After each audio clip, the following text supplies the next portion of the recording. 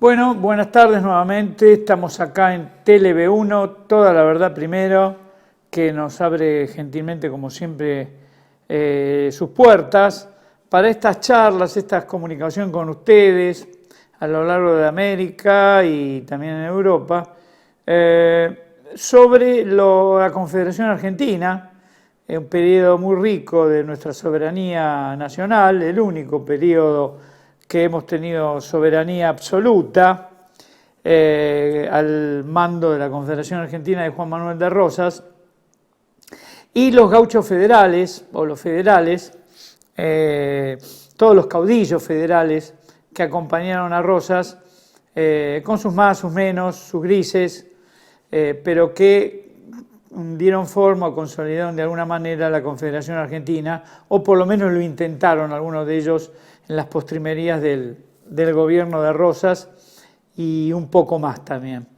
En el Zócalo vamos a encontrar, la producción va a poner donde pueden encontrar allí el mensajero de la Confederación Argentina, blogspot.com, van a encontrar toda la documentación sobre lo que estamos charlando, porque si bien la charla es amena, es coloquial, donde tratamos de no ser enciclopedista, con puras fechas y batallas, etcétera, tratamos de mostrar la faz humana de los distintos caudillos, con sus más, sus menos, como dijimos.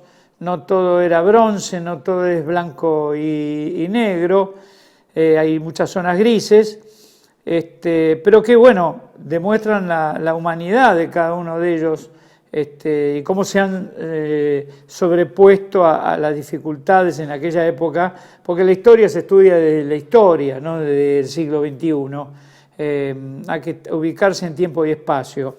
Hoy vamos en esta primera reunión que estamos teniendo hoy con ustedes, vamos a tratar la vida de un personaje bastante curioso, el general Ángel Pacheco, con sus más y sus menos, él más que nadie, qué puede haber pasado en su vida, sus cambios, sus modificaciones de conducta, sus pros, sus contras, etcétera, siempre acá precedidos por nuestras tres banderas soberanas, la verdadera bandera argentina, azul y blanca, creada por Belgrano, azul celeste, azul turquí, de algún modo se le decía también, que no es la que suplantó Sarmiento fraudulentamente en las postrimerías del siglo XIX.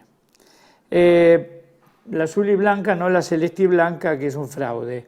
Después tenemos la bandera de la Confederación Argentina, que flameó en las campañas del desierto, en la batalla de Ituzaingó, en Vuelta Obligado, Tonelero, Quebracho y en todas las grandes batallas por nuestra soberanía. Esta fue la bandera nuestra.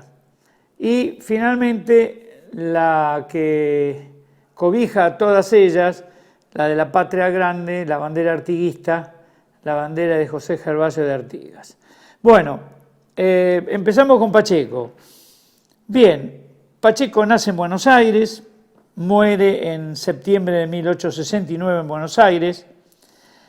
Cuando se casó en 1822 tuvo 6 hijos, una de ellas fue Elvira, que fue esposa del primer intendente de Buenos Aires, Torcuato de Alvear, y madre del que luego, o sea, madre del que fuera luego presidente argentino, Marcelo Torcuato de Alvear, o sea, su nieto.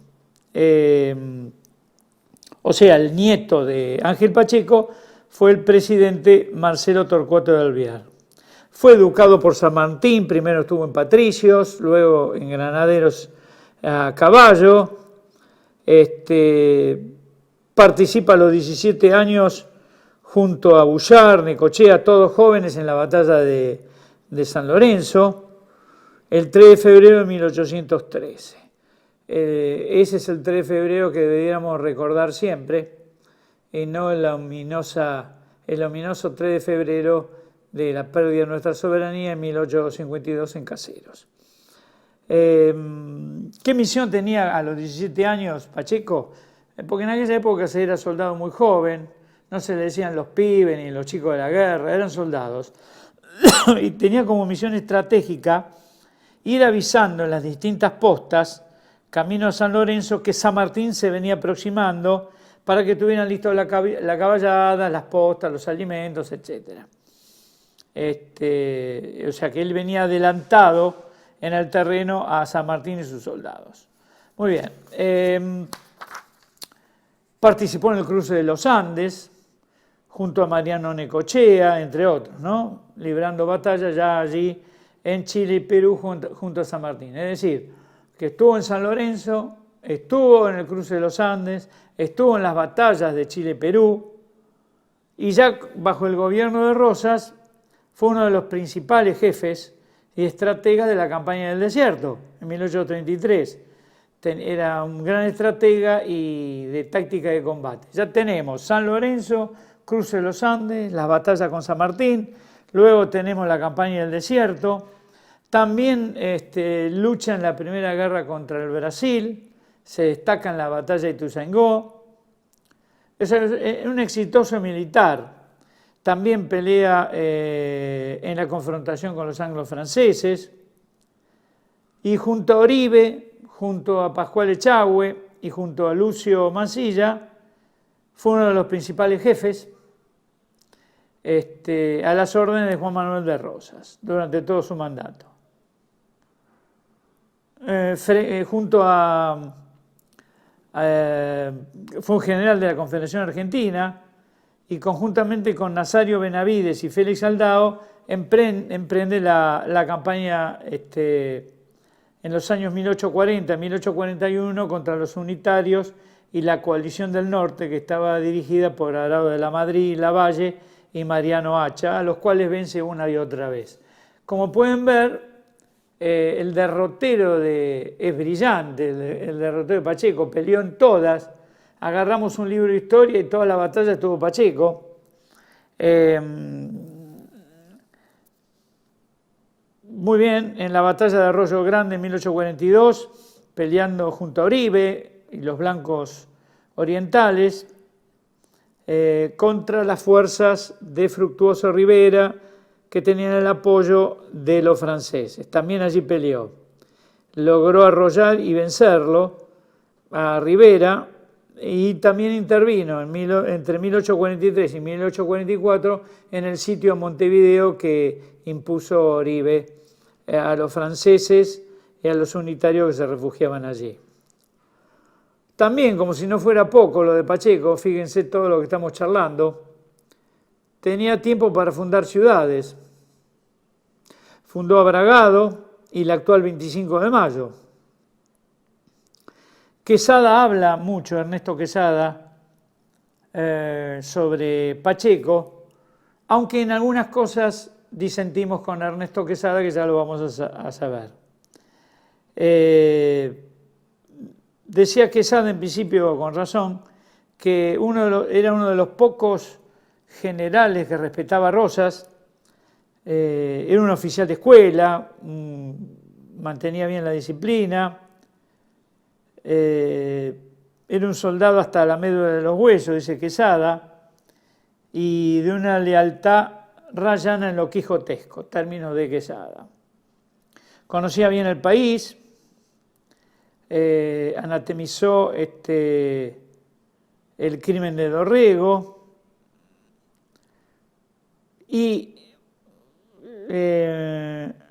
intentaba de algún modo también organizar la nación, veía lo decisivamente maligno que eran las acciones antipatrióticas y antisoberanas de los unitarios, los actos de barbarie que cometían estos con la población civil, niños, mujeres, degollando a troche y moche cuanto gaucho harapiento o zaparrastroso podía parecérsele a todos estos unitarios. Ellos no tenían problema en degollarlos.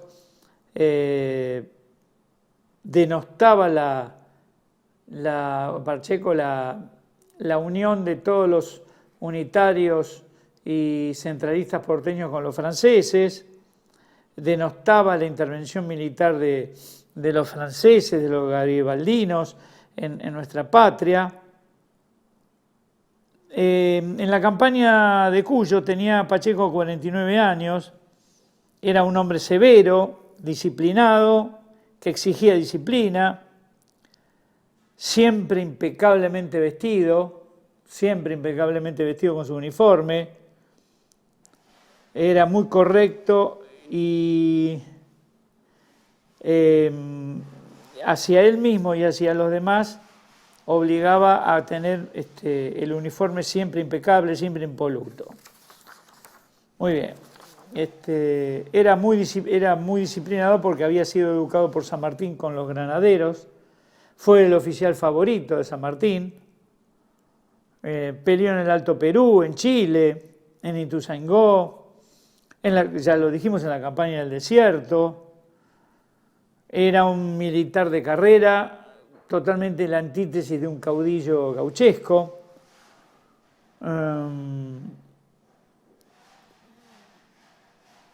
Era digamos, el más impecable discípulo de San Martín, muy educado, cultísimo, muy galante con las damas y particularmente, fíjense ya en aquellos tiempos, con la mujer en general.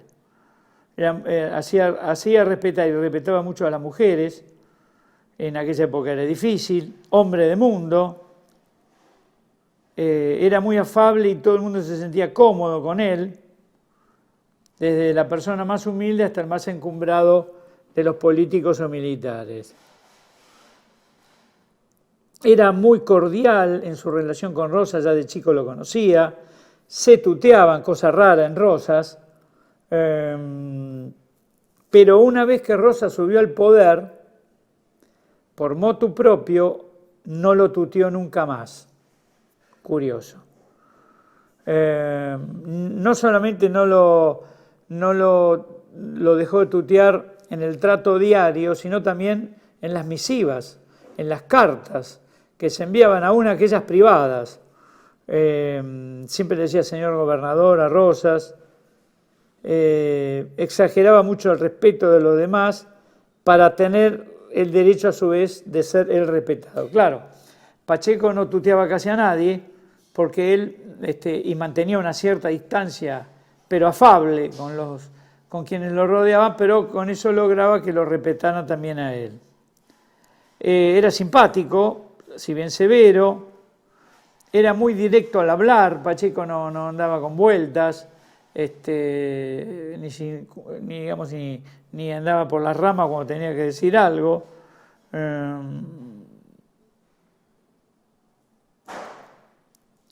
Lo nombran gobernador después. Cay Rosas lo inviten casi con la suma del poder público para organizar la defensa de Buenos Aires y apenas termina la lucha, él mismo se va de toda escena política y militar. Tenía una repugnancia por la política, decían que los militares no se tenían que inmiscuir en la política, ya que no sería ni buen militar ni buen estadista, cada uno en su camino. Él tenía como medalla, él sentía que tenía como medalla el haber sido soldado a los órdenes de San Martín. Era muy reservado, si bien ya dijimos afable, simpático, era reservado, estudioso y sumamente observador. Él escribió un diario de campaña en la campaña del desierto, con planos, con datos que sirvieron a la expedición, que sirvieron con los años y en otras campañas del desierto, que sirvieron para dejar resuelta la cuestión de la frontera. Algo muy curioso, ¿no? Era un hombre muy esclavo de su deber y es uno de los pocos oficiales superiores de la independencia que puso en la balanza de las luchas civiles su espada al servicio de la Confederación. La mayor parte pusieron su espada, como Lavalle, Paz, etcétera, al servicio de los unitarios.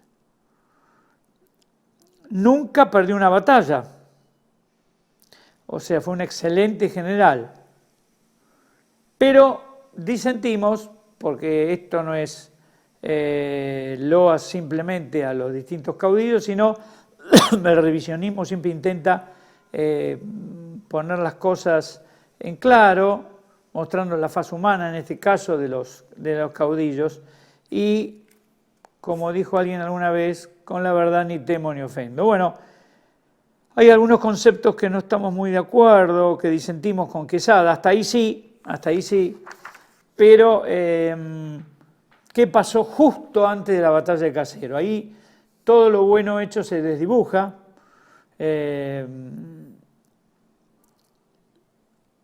Y no solamente eso, después de Caseros, muchos soldados y militares que habían estado a las órdenes de Rosas, caído Rosas, se quedan con el mal menor, digamos, se quedan con Urquiza, que sostenía él, Urquiza, que seguía siendo federal, en sus luchas contra el centralismo porteño, que había vuelto a emerger luego de Caseros, conjuntamente con los unitarios. Bueno, Pacheco, luego de Caseros, la que no pelea y se va de su responsabilidad por circunstancias nunca muy claras en los distintos historiadores, huye a sus estancias, a sus campos el día anterior, pero ya venía flaqueando en los últimos tiempos Pacheco, ¿no?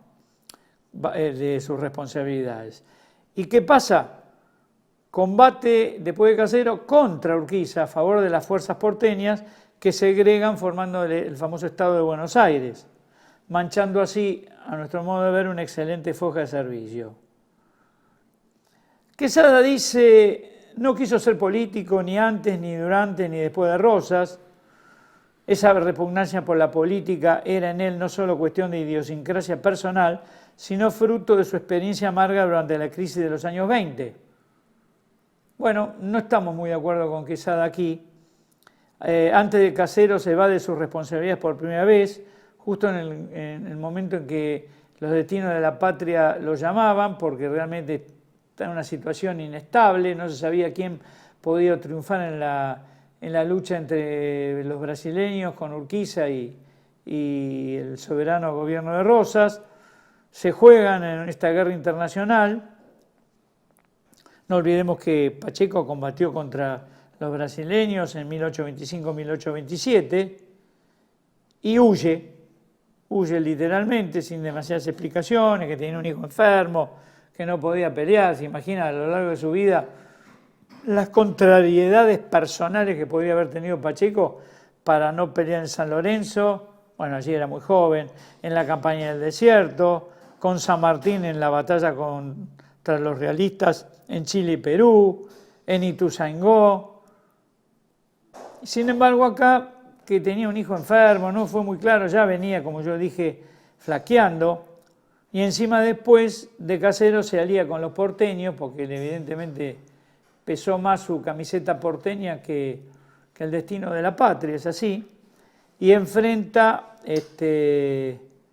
a Urquiza, cuando se enfrenta a los unitarios porteños. O sea, fíjense qué curioso, por un lado Pacheco evade la lucha contra los brasileños en Caseros, pero por el otro lado no tiene empacho en enfrentar a Urquiza, o sea, no lo enfrenta a Urquiza y a los brasileños en Caseros, pero sí lo enfrenta a Urquiza en una guerra interna entre los porteñistas y los provincianos,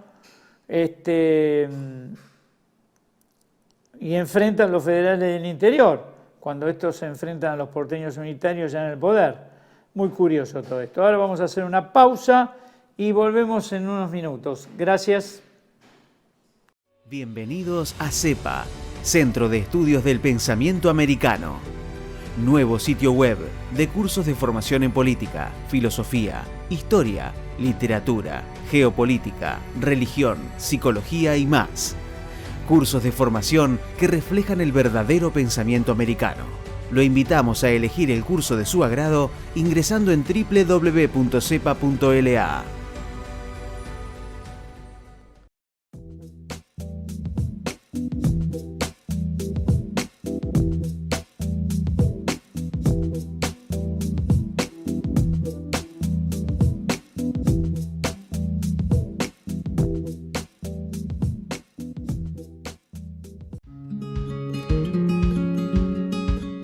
Residencia de Los Ángeles es un hogar para adultos mayores habilitado en la ciudad de Buenos Aires, cuyo objetivo es la atención y cuidado de pacientes de la tercera edad.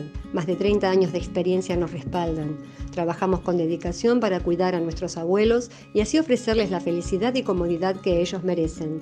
Estamos en el barrio Villarreal, pasaje Francisco Bauzá 2372, casi esquina Tinogasta. Comuníquese con María al 11 61 70 45 38. Los esperamos.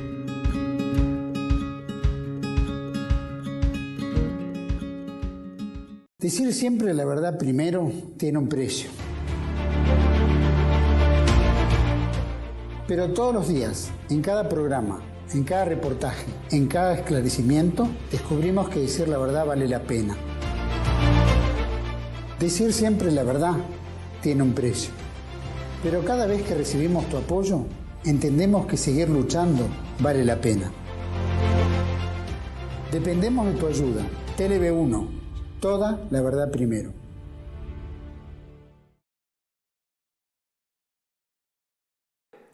Bueno, volvemos luego de esta breve pausa hablando sobre Pacheco, sobre este extraño personaje.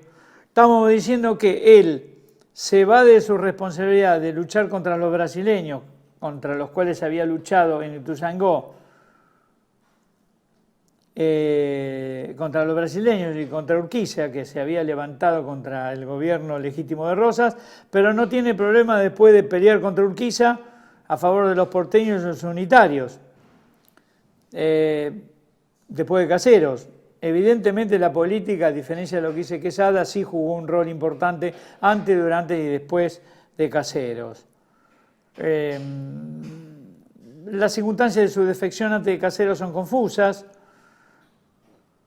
En 1851 Urquiza se puso al frente de la oposición a Rosas, invade la banda oriental de Roca Oribe, invade también Urquiza Santa Fe, avanzó hacia Buenos Aires y Pacheco y Rosas por primera vez no estuvieron de acuerdo con la estrategia a seguir.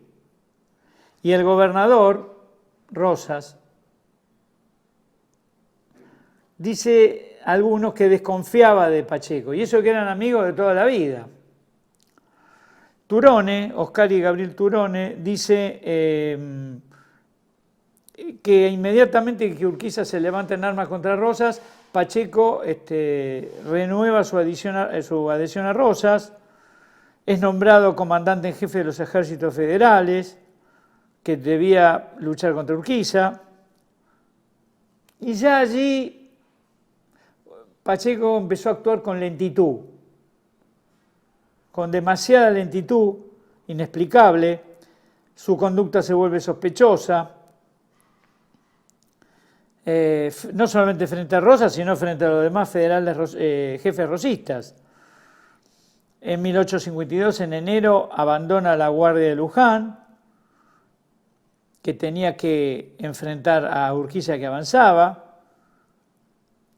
En el 31 de enero, en Campo de Álvarez, el que pelea es Hilario Lagos, que no encontró Hilario Lagos a Pacheco, que tenía que darle un apoyo, no apareció en Puente de Márquez, porque ¿qué pasó? Pacheco había mandado a retirar todas sus fuerzas, o sea, se iba para atrás, iba retrocediendo en el terreno, y el 1 de febrero, o sea, 2 días antes de la batalla del 3 de febrero de Caseros, presenta su renuncia, la cual no fue aceptada por Rosas.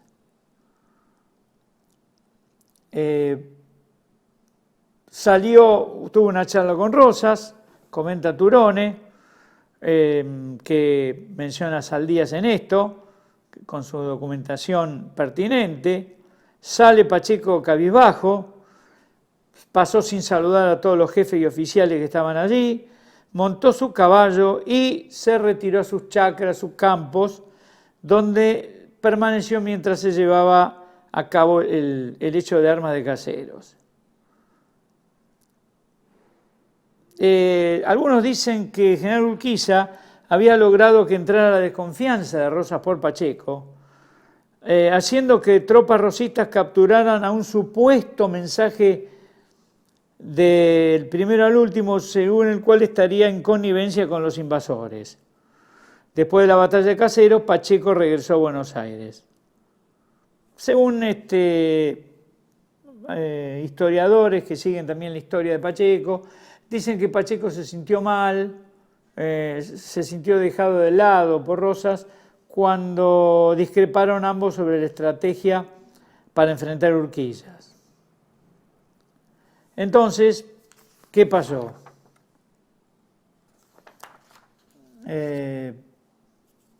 Evidentemente no ennoblece la figura de Pacheco y borra de algún modo todo lo bueno hecho hasta ese momento, dejando al país inerme ante el ataque a su soberanía. Dejó las armas, se fue a su estancia diciendo que tenía un hijo enfermo, pero hay varios historiadores, vuelvo a repetir, que decían que ya andaba hacía tiempo en tratativas de abstenerse de luchar contra Brasil y contra Urquiza. No hay razones muy claras de por qué, de estas sospechas de un acuerdo entre con Urquiza. Algunos dicen a cambio de que se le respetaran sus propiedades si llegaba a perder Rosas, y hay alguna concesión de algún cargo político, lo cual esto contradeciría lo que decía Quesada, porque si bien no aceptó nunca un cargo de gobernador a posteriori de Caseros, aceptó un cargo diplomático en el Brasil y fue ministro de Guerra del Estado de Buenos Aires, lo cual contradice por él dicho siempre que no había que mezclar la actividad militar con la actividad política.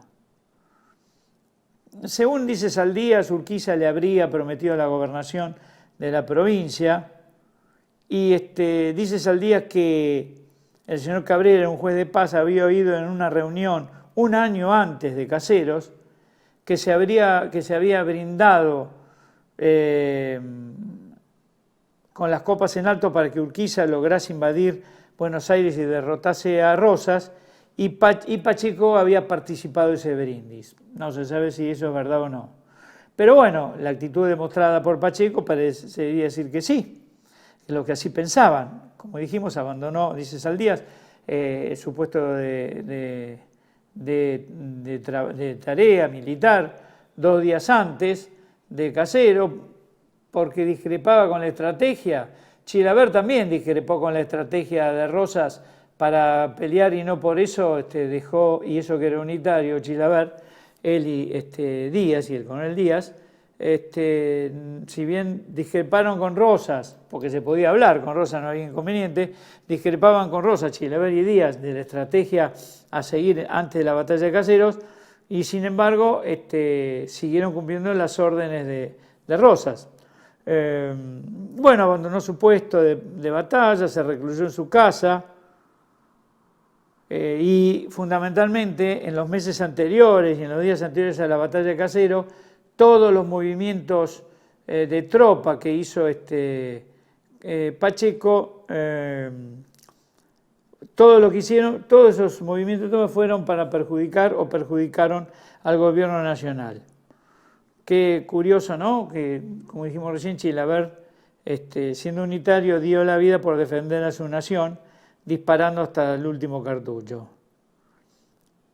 Esta defección de Pacheco le fue advertida a Rosas por otros oficiales, pero dice, no puedo creerlo, no podía creerlo. Error de Rosas, un error de apreciación de Rosas, que en lugar de basarse en hechos que le demostraban eso, se refugiaba tal vez Rosas en lo buen soldado que había sido Pacheco a lo largo de la historia nuestra, y que era muy amigo también de Rosas. No lo advierte, es un error de estrategia, evidentemente militar, de Juan Manuel de Rosas, del noble Juan Manuel de Rosas, que no pudo creer en esa actitud postrera de Pacheco. Bueno, Pacheco huye, literalmente, un par de días antes de Caseros, y como dijimos, luego de la batalla de Caseros, su porteñismo pudo más y le hizo unirse a los porteños contra Urquiza, al que él apoyó en Caseros.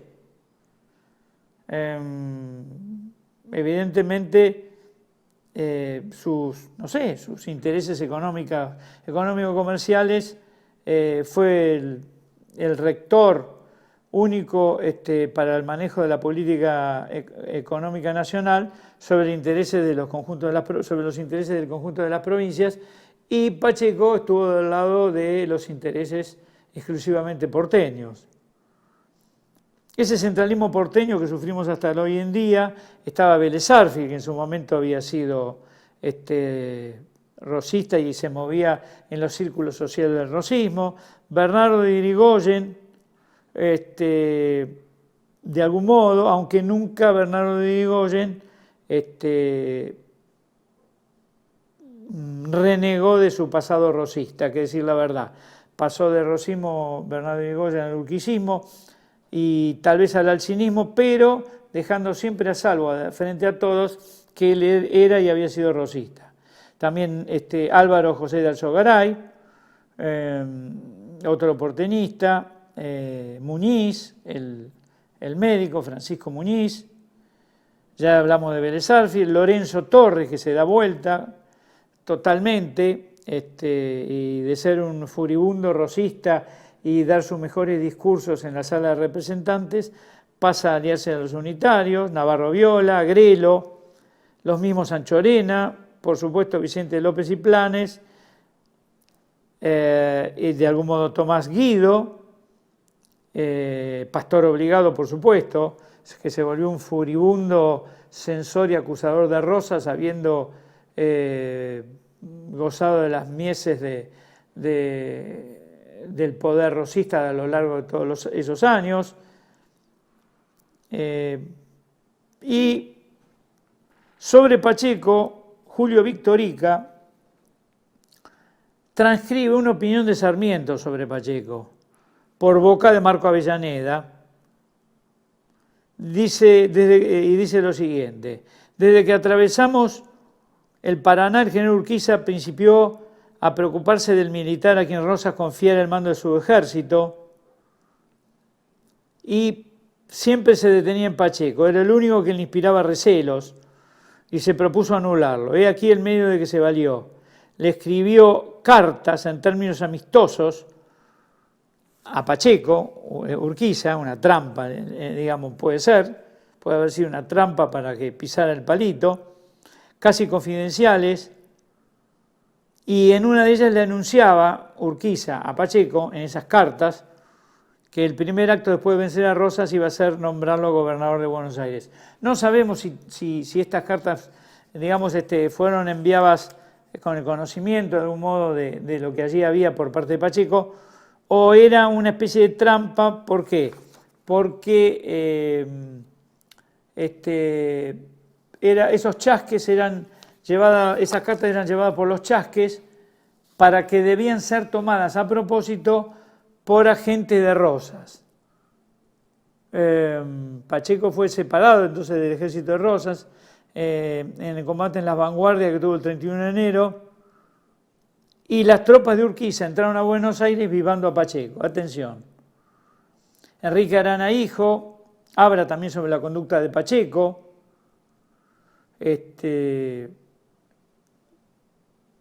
Pacheco también, aparte de todo lo que mencionamos, tenía ciertos celos o recelos con Oribe, porque Rosas lo nombra como ejército de vanguardia a Oribe, y no a él, y no lo elige a él. Entonces toda la actitud de Pacheco fue retirarse a medida que avanzaba Urquiza, nunca lo enfrentó, abandonaba todas las posiciones. Pacheco mandaba a Echagüe y a Mansilla y los hace retirar del Paraná a medida que avanza Urquiza, También Lagos quiere atacar, pero Pacheco también lo hace retroceder a Hilario Lagos. Y cuando logró, a medida que pasaron los días, hacer retirar todas sus tropas, que las comandaba Chahue, Hilario Lagos, Mansilla, una vez que logra eso, deja la posición finalmente Pacheco y sin dar órdenes se retira a su estancia. ¿Qué dijo Antonino Reyes en sus memorias respecto a Pacheco y de sus acciones? Leamos los apuntes de Antonino Reyes recopilados por Jorge el historiador, Jorge Bochewicz. En general se dudaba de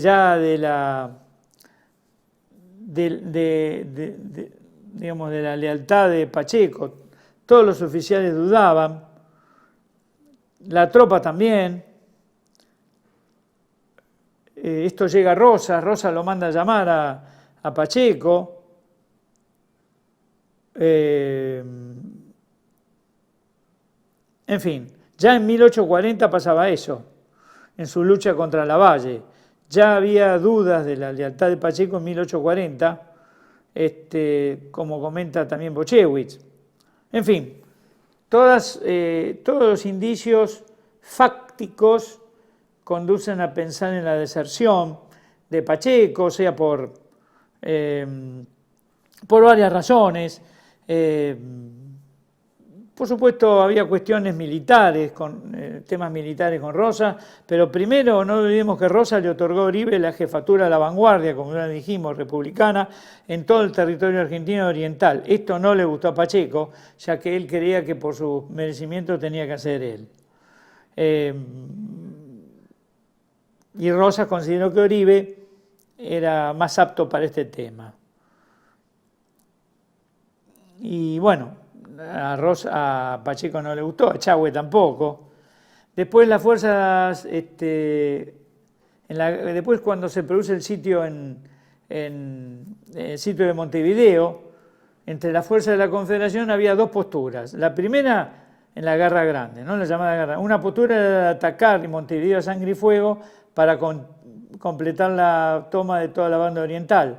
Otra postura, que era la que finalmente primó, era de sitiar a Montevideo y esperar que caiga por sus propias debilidades o escasez de material, lo que a ojos vistas, por supuesto, de hoy resultó un tremendo error, porque claro, los materiales y las vituallas y los alimentos y las tropas no se iban a acabar nunca porque por el río, o sea, está bien, el territorio alrededor de Montevideo estaba rodeado, pero por el río entraban todo lo que entregaban los franceses con sus barcos, o sea que siempre estuvo Montevideo sin demasiados problemas con eso. Pacheco estaba a favor de una postura de atacar a Montevideo a sangre y fuego y no esperar en un sitio eterno que se cayera por su propio peso Montevideo. Y le insistían a Uribe que estaban cerca de derribar a los unitarios y a los extranjeros franceses que estaban allí de otras nacionalidades, que no había que esperar más, que había que atacar ya. Pero Uribe y tal vez seguramente Rosas no consideraron que ello fuera acertado, que iba a producir muchas muertes y que solo era cuestión de tiempo para que la defensa de Montevideo cayera por su propio peso. Claro, como vuelvo a repetir, Uribe no tuvo en cuenta las fuerzas anglo-francesas que iban a darle a los habitantes y comerciantes de Montevideo dinero, vituallas, armas, todo lo que necesitaban, no permitiendo que la plaza cayera. No iban a dejar que Brown los dispersara, ya que encima la Marina Argentina con Brown a la cabeza era inferior a la europea. Y aparte, se suman las divergencias entre Pacheco y Rosas de cómo plantarse ante Urquiza, que marchaba hacia Buenos Aires antes de Casero. Por lo tanto, todo eso puede haber influido para que por lo menos Pacheco oyera, entre comillas, lo que Urquiza tenía que decir y su canto de sirena, y retirarse en forma neutral. Digo neutral porque no era tanto así, ya que él iba retirando sus tropas y los iba dejando inermes, los obligaba tanto a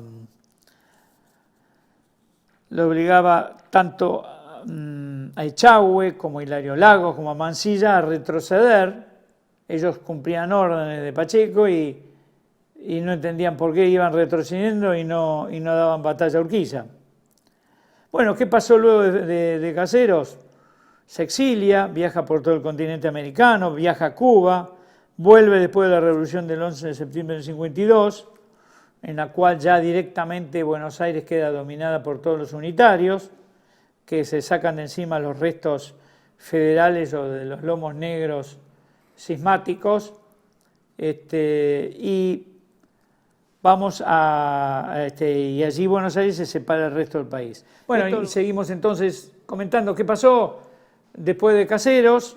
En 1852 se va a recorrer por todo el continente americano Pacheco, sobre todo Cuba, vuelven después de la revolución del 11 de septiembre, en que Buenos Aires queda ya dominada por los antiguos unitarios, que se sacan de encima a los restos de los federales cismáticos o lomo negro que quedaban, se separan de la Confederación Argentina, del resto del país,